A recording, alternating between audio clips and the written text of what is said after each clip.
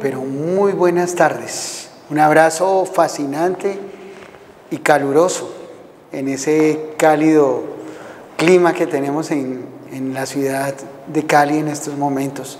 Nos gozamos y le damos gracias al Dios de la vida porque está con nosotros y nos permite llegar a ustedes con justicia para todos.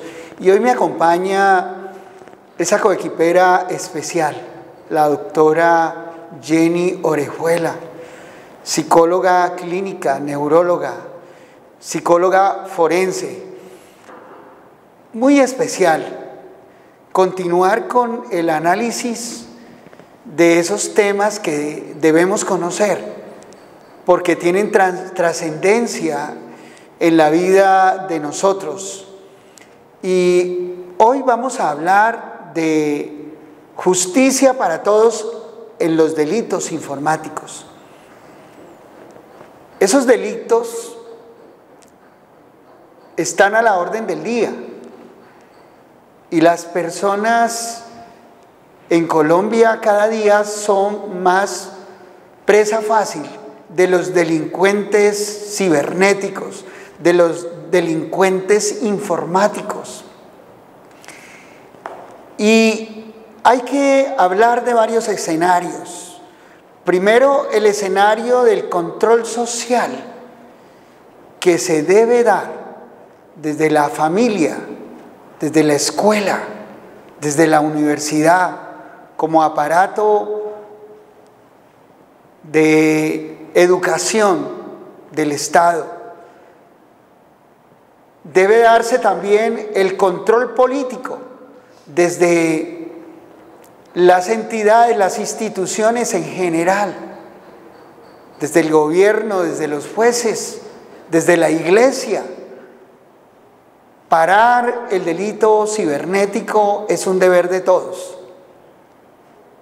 Y también el control judicial a ese tipo de delitos. La ciencia es una herramienta importante para parar, para ayudarnos a parar y a tomar conciencia de la necesidad que tenemos de parar con este tipo de conductas que se metieron a través del avance de la Internet, que no es mala en sí, sino el uso inadecuado que se haga de ella. Cuando hablamos de delitos informáticos, hablamos de delitos en la red o de delitos que se cometen con instrumentos de tecnología digital. Así que es importante, estimados televidentes, que ustedes valoren y aprecien el programa de hoy, porque va a ser de gran ayuda para todos. Toda vez que usted puede estar cometiendo un delito informático y ser judicializado y ni siquiera comprender que está incurriendo en una conducta delictual y que ese tipo de conductas tienen graves sanciones en nuestro estatuto penal. Pero también la sanción penal no es la única sanción, sino que también hay sanciones de carácter económico, multas altísimas y la posibilidad de que usted repare a la víctima del delito informático. Desde cualquiera de las posiciones en que usted se encuentre, en la posición pasiva como víctima o en la posición activa como victimario, a veces por no comprender la ilicitud del comportamiento que desarrolla, muchas veces por ira, por resentimiento emocional, que está a la orden del día, usted puede incurrir en ese tipo de comportamiento. Así que abra bien sus oídos, porque hoy la doctora Jenny Orejuela le va a decir a usted cuando incurrimos en esas conductas, en esos delitos informáticos. Doctora, el escenario es suyo. Miles de televidentes hoy están conectados para aprender y para compartir, sin olvidar que podemos darle un gran apoyo en todos estos temas, en cualquiera de las posiciones en que usted se encuentre. Bendiciones. Doctora. Buenas tardes, doctor. Buenas tardes, doctora Jenny Orejuela. Bastante calorcito, ¿no? Pero bueno. Es un calor muy rico y damos gracias al Señor que nos acaricia. Siempre le agradecemos a Dios. Bueno, apreciados televidentes, un cordial saludo para todos ustedes.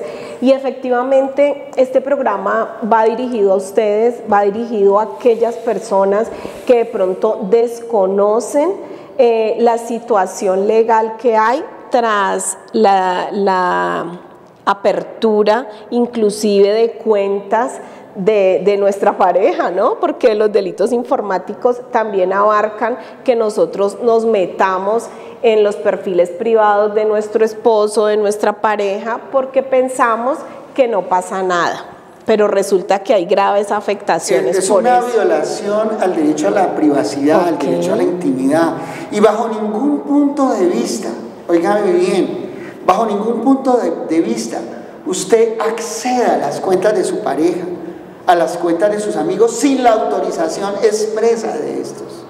Porque precisamente el delito consiste en invadir la privacidad. Y cuando usted invade la privacidad, y a veces hay gente tan ingenua que ha invadido la privacidad del otro y pretende utilizar esa invasión a la privacidad como prueba. Como prueba, no sirve. Y entonces el que lo utilice, el que trate de utilizarlo como prueba, pues está cometiendo un grave error. Primero porque no va a poder usarse como prueba, porque el abogado que le represente deberá estar en el deber y en el compromiso ético y profesional de pedir la exclusión de esa prueba por ilegal. Así que es muy importante que usted sepa eso, que no puede invadir la privacidad. Recuerdo un caso de infidelidad donde un hombre muy creyente, él, bastante creyente, creía muchísimo en su compañera de vida, y le decía: mi hijo, me voy a ir de paseo para un lugar. Y entonces él le decía: váyase, mi hija. Y resulta de que se fue para ese lugar y ella en ese lugar tenía un amante. Y por supuesto que regularmente hoy casi todo el mundo quiere aprovechar las redes sociales para viralizarse, popularizarse, y ella creía que su esposo no invadía redes sociales, no consultaba redes sociales. Pues su esposo no lo hacía, pero un sobrino del esposo sí vio una fotografía de ella bailando en una reunión en un lugar por allá en el departamento del Huila, imagínese usted, y ellos vivían en Cali.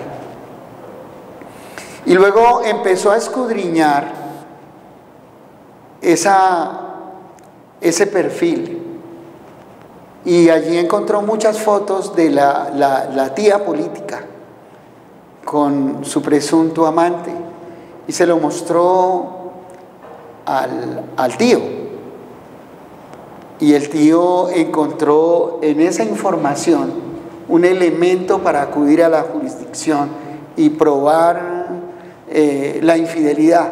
Pero él no había invadido, él no se había metido ilegalmente, sino que ella había permitido que su amante publicara las fotos. O sea, eran fotos que circulaban en la red. Públicas que circulaban en la red. Muy allí, distinto. Ahí no había habido una invasión. Exacto. La invasión ocurre cuando su amigo, su esposa, se le mete al celular y empieza o le hackea el WhatsApp.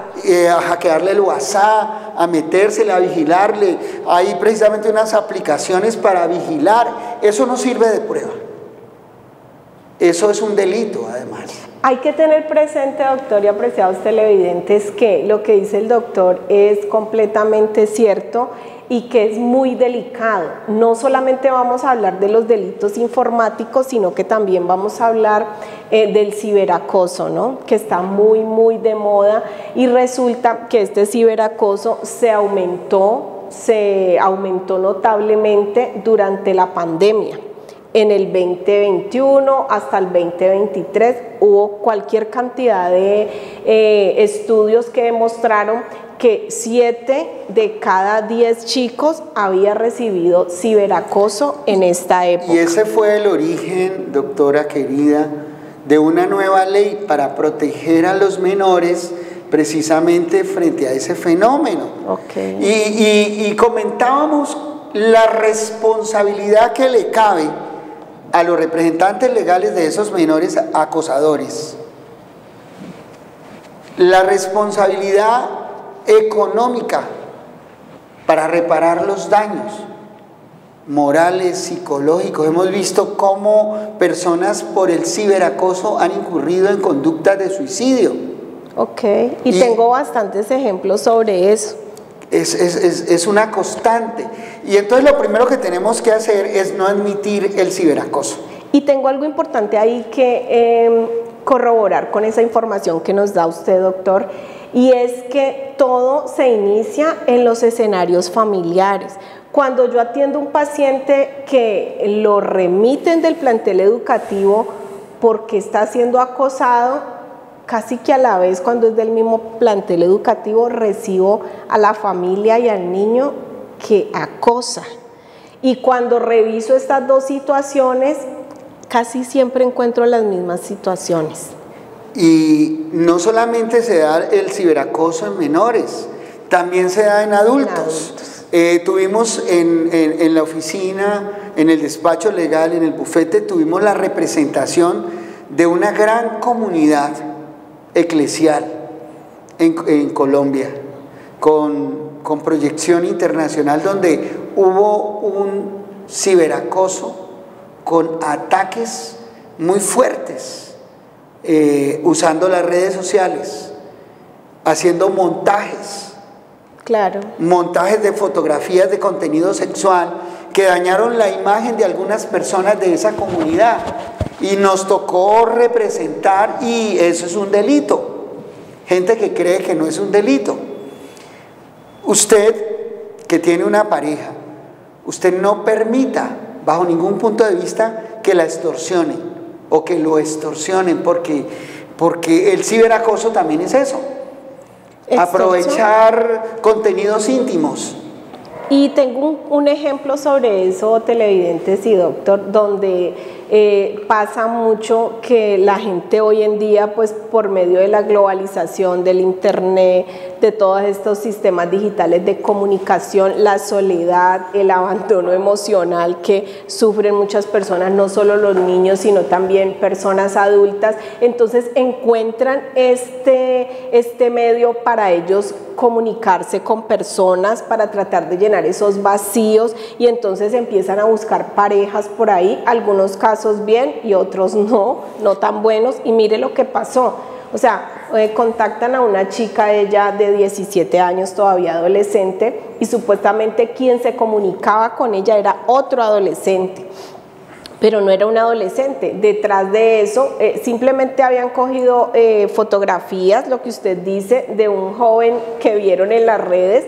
Por eso la importancia de tener las fotos no públicas, aunque lo que usted sube a las redes ya deja de ser suyo y empieza a circular.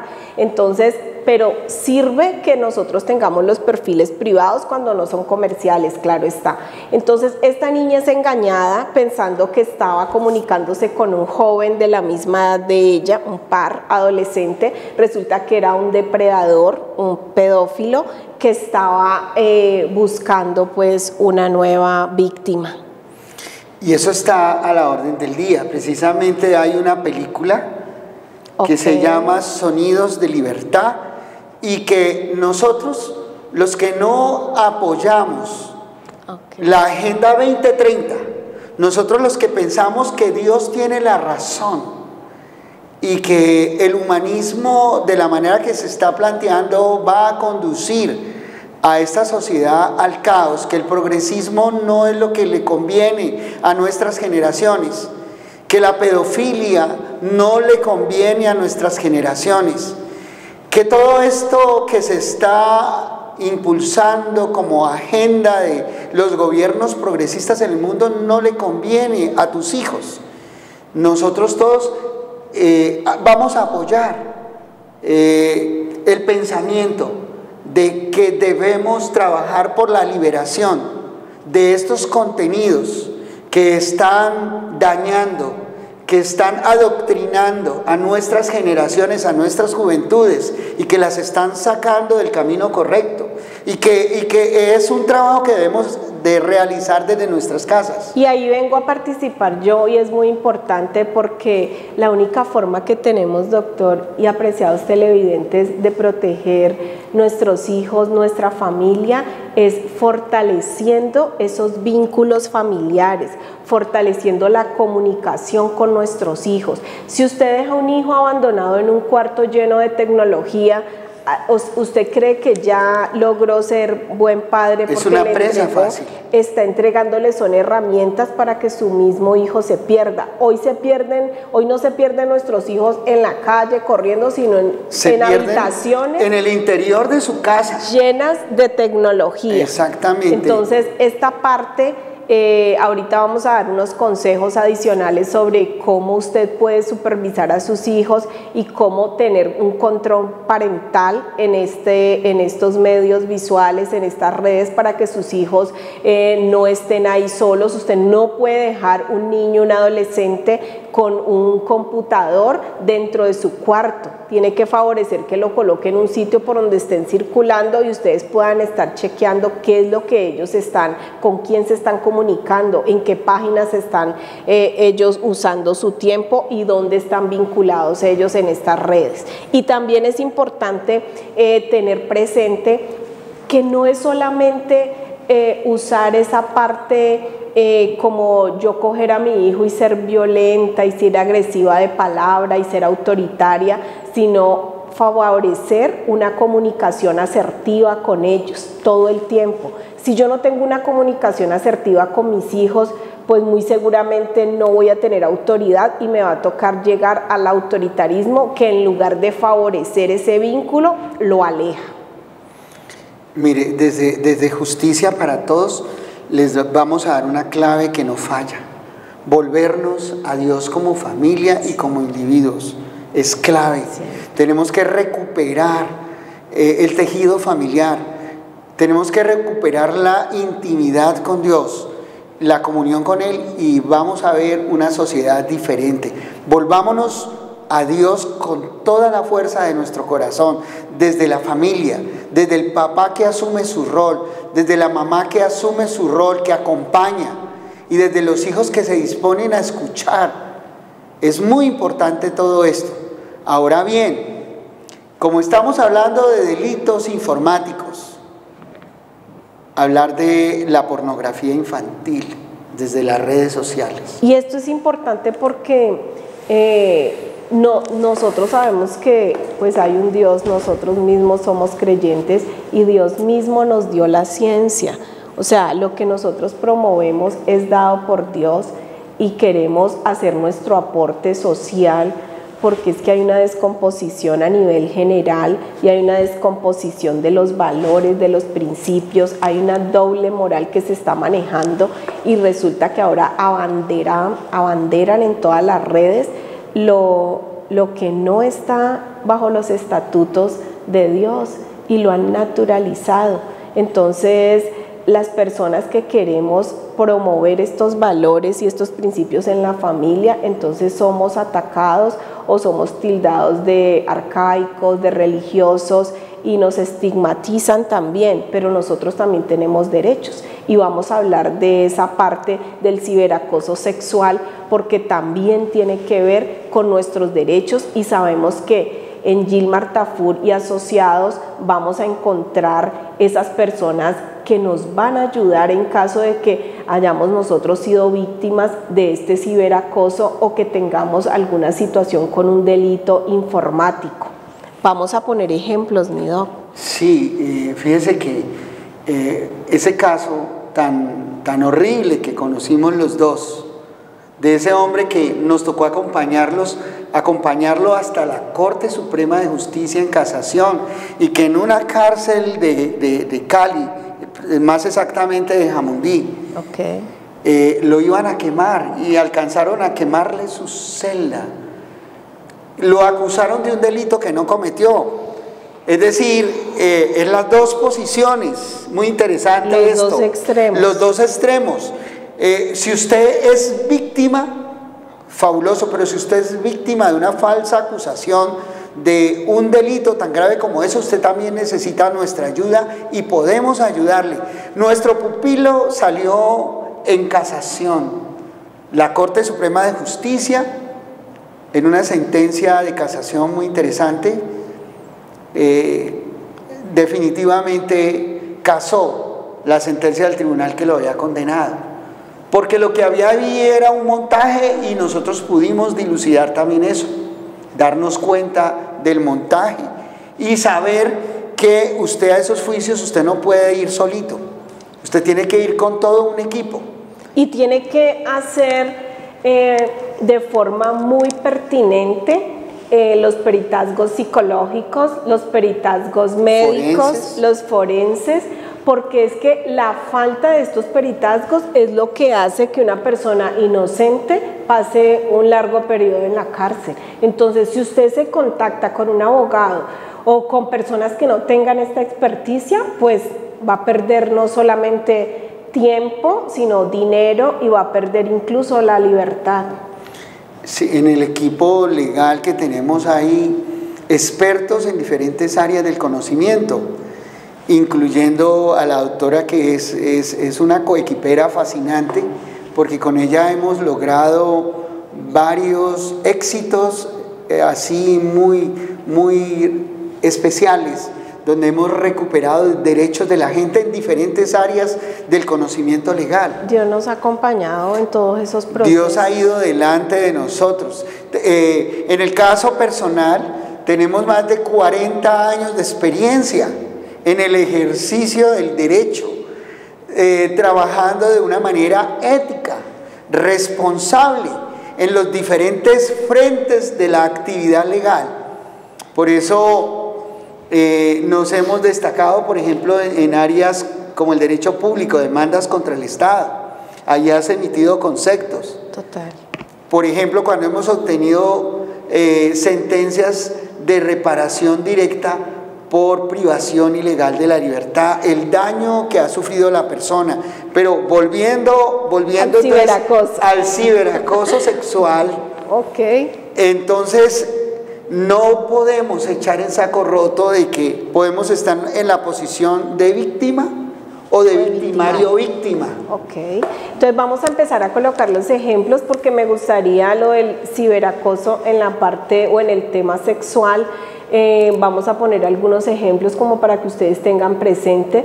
Si yo recibo constantemente, puede ser de mi jefe, puede ser de una persona cercana a la familia y que me esté enviando contenido sexual explícito, es una forma de acoso. Es una forma de acoso. Y no solamente contenido sexual explícito, contenidos sexuales de cualquier índole. Es acoso.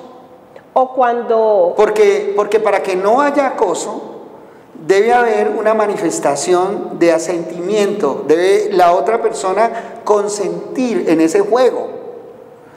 Tienen que estar los dos de acuerdo. Si no hay acuerdo, unilateral. Ahora, nunca puede haber acuerdo entre una persona menor de 14 años y un adulto.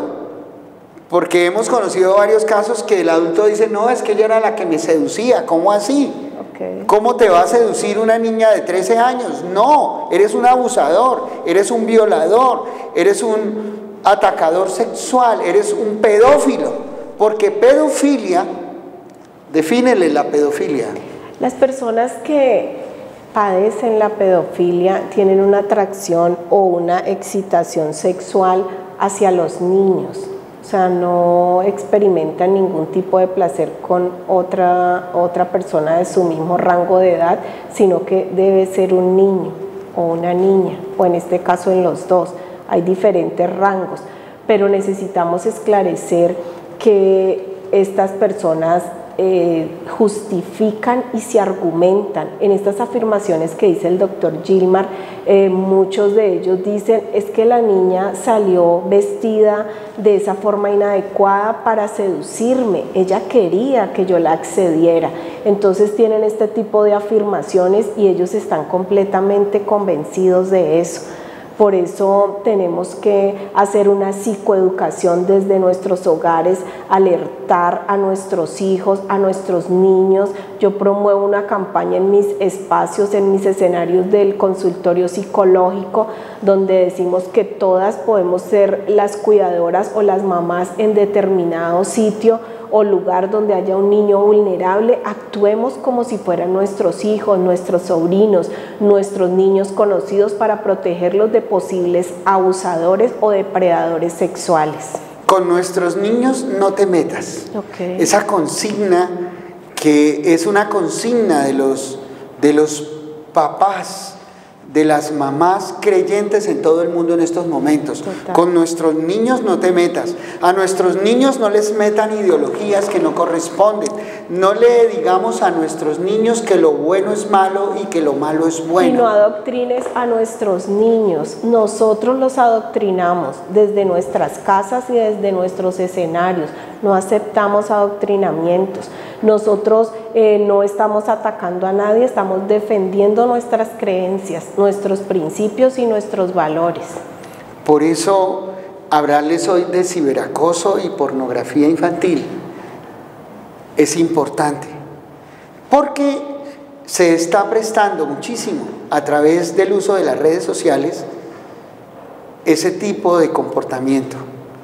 Llega la pornografía, se consume la pornografía, usted puede ser víctima de pornografía. Y pregunta, ¿cuándo hay pornografía infantil? ¿En qué casos hay pornografía infantil? Cuando se utilizan las imágenes de un menor. De un menor de edad. Cuando un niño es manipulado y es usado por un adulto para promover imágenes. He visto unas noticias tan tristes, tan deprimentes con respecto a los principios, y supuestamente que las mamás cuidadoras, donde las mismas madres forman un escenario y trabajan en la webcam, y como ahora está tan apetecido este tipo de situaciones con los niños, de abusos, entonces estas madres acceden a tener un tipo de comportamiento sexual con sus propios hijos por obtener ganancias. O sea, y ese tipo de comportamiento se debe denunciar, porque no solamente a veces es víctima de ese tipo de abuso el hijo de esa señora, sino que se involucran otros niños. Ese tipo de comportamiento es reprochable y es punible y es un delito. Vi una noticia muy triste de unas personas que pasan de forma ilegal la frontera entre México y Estados Unidos, y allá encontraron a una niña inmigrante que había cruzado con sus padres. Al padre lo asesinan y a la niña la toma Inmigración de Estados Unidos, la llevan pues al escenario médico para hacerle sus valoraciones, y le encontraron restos de ADN de más de 73 personas diferentes. Imagínese usted. La niña estaba muda, no hablaba. Imagínese usted la monstruosidad que nos está relatando la doctora. Es muy triste. ¿Qué está pasando con nuestros niños? No, ahora se está promoviendo y quieren promover una ley que naturalice que una persona adulta acceda y tenga relaciones con un niño, y fomentarlo como si fuera otra forma de amor, de preferencia sexual, por así decirlo. Es muy grave todo esto que está pasando y no nos podemos quedar callados, porque además de tener esta misión, la misión social de ser defensores de derechos humanos y de promover la justicia y denunciar el pecado social, nos toca tomar partido por esas causas que van a defender lo que se denomina el derecho de gentes. Total. El derecho a que nuestros hijos sigan teniendo esa posibilidad de crecer en sanidad emocional y mental. El derecho a que cada uno de ustedes sufra un debido proceso en el cuidado frente a las relaciones de poder que emanan del Estado y de las transnacionales estatales para proteger ese derecho que usted tiene a formar, a cuidar y a identificar a sus hijos con los principios vitales de la vida, con la fe, con la creencia correcta.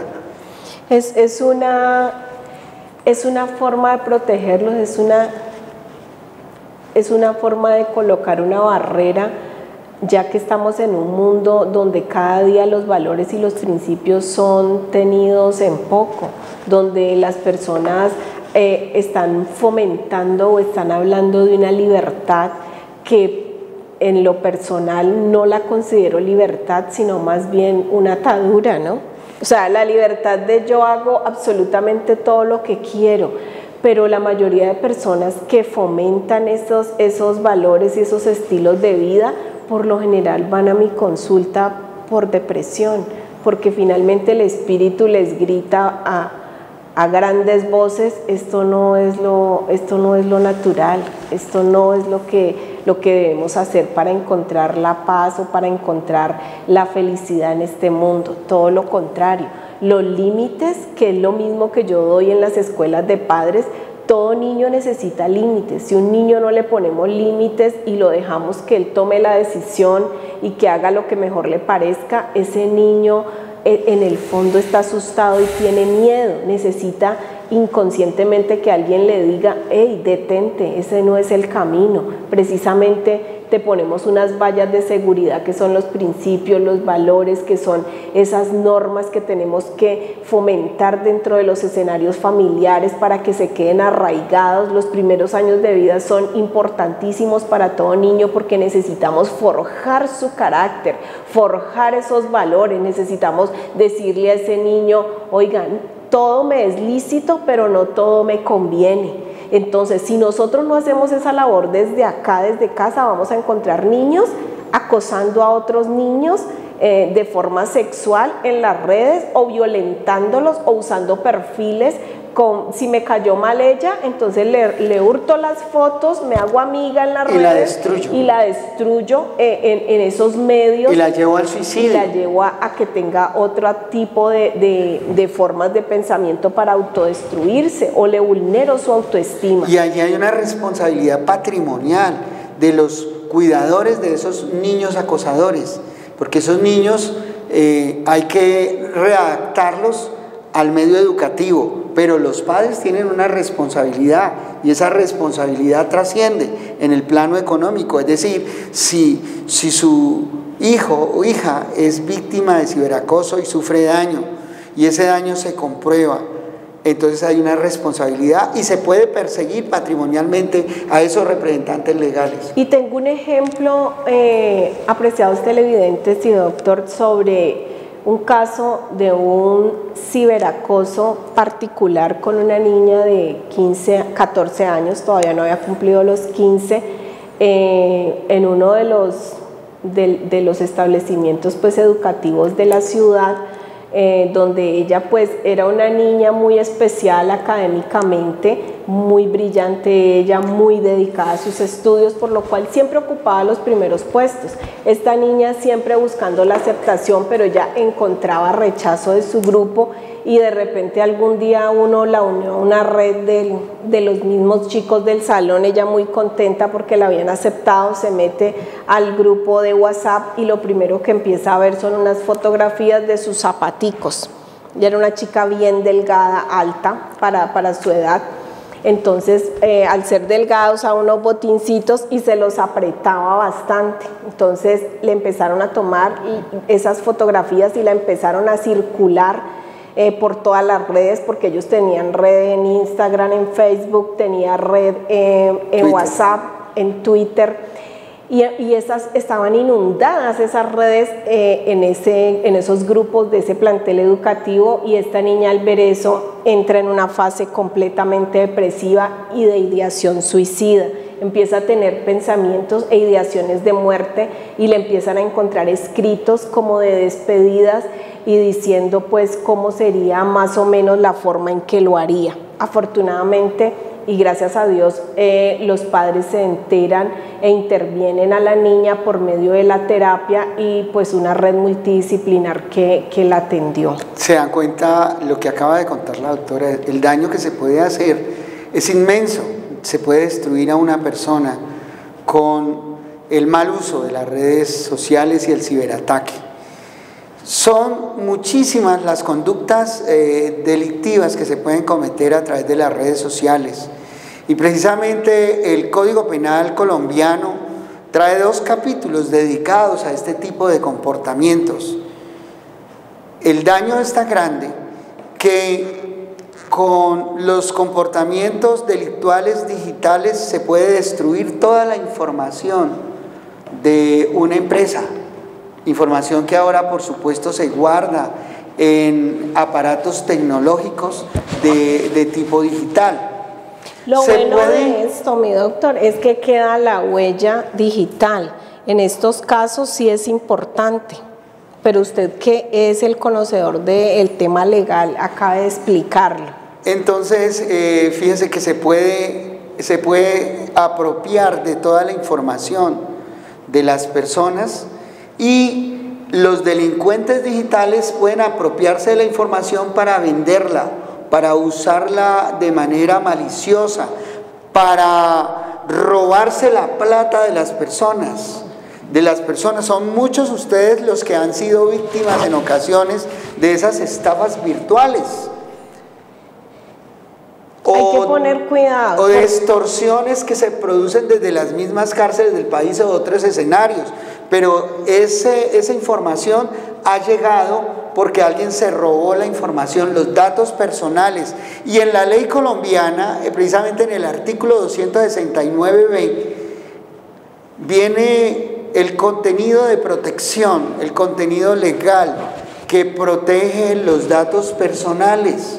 Pero yo quiero aclarar esa parte que tú dices, doctor, porque no necesariamente usted pues ha entregado, perdón, le han hackeado las cuentas. Por ejemplo, una forma de robar información es por medio de páginas que supuestamente ofrecen ofertas laborales, y las personas incautamente suben su documentación. Les llega un correo y en este correo dice: por favor, debes enviarnos tu hoja de vida, si eres profesional, tu tarjeta profesional, la copia de la cédula, el RUT en caso de que lo necesiten, y las personas pues en su afán de buscar un empleo envían esta documentación, y esta documentación es usada por delincuentes. Y lo más terrible y lo más triste es que estas personas son simuladoras, grandes simuladoras, porque se copian, hacen paralelos de empresas verdaderas. Total. Hacen páginas falsas, y usted ingresa a esa página falsa con la ilusión de que va a recibir un subsidio, de que va a recibir un premio. A muchos de ustedes les han dicho: vea, usted se ganó la lotería, mejor dicho, usted se ganó un carro, usted se ganó. Le roban toda su información y utilizan los datos personales de esas personas que fueron víctimas de ese hackeo de su identidad, de su... Pero hay otra nueva forma. Sigo con el caso de los empleos, porque resulta que están ofreciendo empleos en nombre de Ecopetrol, y le dicen a las personas que tienen que tener un carnet especial de circulación por el territorio pues de donde le va a tocar el empleo, y que dicho carnet le vale 500.000, 400.000. Y los ponen a consignar. Y hay personas que los han consignado. No caigan en eso, es una trampa, es una trampa. Si les ofrecen un empleo y ustedes les piden que consignen un dinero. Dígale que se lo descuente de la primera quincena. Exactamente, porque los van a tumbar. Dígale, les van a robar la platica. De la primera quincena. Pero esas estafas están a la orden del día. Todo el tiempo. Y no solamente, mire, no solamente cae gente sencilla, sin preparación, sino hasta muchos profesionales. Tuvimos el caso de una médica que le quitaron una cantidad de plata. Ay, y ella me contó la primera vez y después la volvieron y le devolvieron y volvió y cayó. Entonces ustedes por favor sean muy prudentes, pidan consejo, no se precipiten. Estamos en un tiempo muy delicado. No se vuelvan los cajeros automáticos de estos timadores, de estos delincuentes. Y la mayoría, algunos están en la cárcel con unos teléfonos haciendo todo este tipo de robos, ¿no? Sí, hemos atendido muchas personas que han sido acosadas desde la cárcel y extorsionadas. En algunos casos se ha determinado que la extorsión venía de una de las cárceles, claro que sí. Y entonces en otros casos no, en otros hay gente muy astuta. La astucia de los estafadores virtuales y de los delincuentes digitales es tan grande que tuvimos en la oficina no hace mucho la representación legal del rector de una universidad del país, de Colombia. Esa persona quería que personalmente yo la representara de uno de los departamentos del sur del país. Lo habían estafado a él virtualmente y por ahí mismo se llevaron como a 200 estudiantes de su universidad. Es decir, ustedes tienen que tener mucho cuidado y este programa va a ser de gran bendición porque les va a abrir los ojos. Los delitos digitales están a la orden del día. No permitan que los timen, no permitan que los engañen, analicen muy bien las situaciones. Otro escenario es haga clic. Sí. Haga clic en este numeral, en este perfil, en esta página. Responda clic. Cuando usted hace clic ya ha dado unos datos personales suyos. Le roban toda la información. Le roban toda su información y luego hacen a los bancos y se roban su plata. Y otra forma, yo quiero dar unos pequeños tips o recomendaciones. Por ejemplo, también lo hacen por medio de llamadas telefónicas. Cuando ustedes los llamen, la mayoría de personas les suena el teléfono, ¿aló? ¿Con quién hablo? Les dicen desde allá, no respondan, ustedes devuelvan la pregunta, ¿con quién hablo yo? O sea, la persona que está llamando es la que se tiene que identificar, pero hay gente que la llaman, ¿con quién hablo? Hablo con Gilmar Tafur, número de cédulas. O sea, no den la información así tan regalada. O sea, tienen que por lo menos tener un poquitico de suspicacia y decir, no voy a contestar esta información, yo no sé. O a veces le dicen, ay, estamos llamando del banco, su número de cédula es tal. No, esa información no la proporcionen así de fácil, por favor. Tengan cuidado. Entonces, como les decíamos, los delitos informáticos están a la orden del día. Artículo 269 del Código Penal, hay 2 capítulos dedicados a este tipo de comportamientos, más una ley posterior que reguló todo lo del tema del ciberacoso. Esos 3 comportamientos que están enmarcados dentro de un ordenamiento positivo generan la posibilidad de que usted se defienda si usted es víctima. Ahora, si a usted lo acusan de victimario, pero también es víctima, entonces usted necesita nuestro apoyo y ahí cuenta usted con todo nuestro equipo legal y nuestro equipo pericial, porque tenemos peritos en todas las áreas del derecho. Así que no lo echen saco roto. Es muy importante que usted consulte, que usted no ahorre en asesorarse. ¿Por qué? Porque mi pueblo perece por falta de conocimiento y la ignorancia de la ley no sirve de excusa. De excusa. Hay mucha gente que está incurriendo en el delito informático y no sabe que está incurriendo en el delito informático.